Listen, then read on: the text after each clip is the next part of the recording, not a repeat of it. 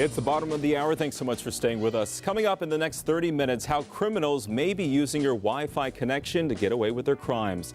Plus, the key to stopping the spread of the AIDS virus could be all about timing. And you make the call on a story you want to see. You can still vote by texting the word "call" to 46373. You know, most of us take it for granted. We power up our laptops or our iPads, and our internet connection kicks in automatically. But a lot of us don't even think about who else can get on our network. Claudia Gomez found out it's oh so easy. Claudia. Oh, Thomas, it happens all the time. You may have even done it yourself. The problem is, if the wrong person gets on, it could cause serious damage to your credit history or worse. A quiet evening on a quiet street in Cherry Hill. No sign of crime anywhere. But if a hacker drove down this road, he'd find plenty of opportunities with unsecured network connections. Once you connect to a network, anything that's shared on the system, whether you know it, don't know it, is available to anyone else. That's the whole point of a network.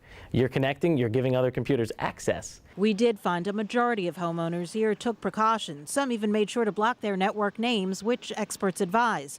But chances are this unsuspecting resident has no idea he's at risk. That means that all of the information that I'm sending on this laptop going through the air is in plain text. So credit card numbers, passwords, anything and everything. The risk doesn't just lie with your wireless router in your suburban home. If you live in an apartment in the city, watch out. People will set up Wi-Fi routers, and a lot of them will leave their routers unprotected, and just anyone in other apartments will start using them. Mongeluzo says iPad users are at less risk only because owners mostly use it for surfing the net, music, and photos. Not much for a hacker there. Laptops are where they find the payload. Secure information, your social security number, your bank numbers, things like that where someone could steal your identity can be stolen.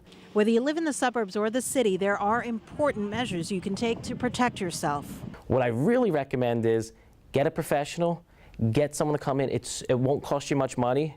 If you don't know how to do it, don't try to do it. I would be more scared of putting things in the trash, like that you don't tear up like statements or things like that, rather than the odds of somebody happening to drive by and accessing your stuff on the computer. And he makes a good point. It's unlikely it's going to happen to you, but you still shred your bank statements, right? Well, this is the 21st century version of that. You want to take precautions to protect yourself. By the way, it can happen in cafes and parks too, so make sure you use the public setting on the pop-up, Thomas. Better safe than sorry. Claudia Gomez reporting tonight. Claudia, thank you. I want to bring in attorney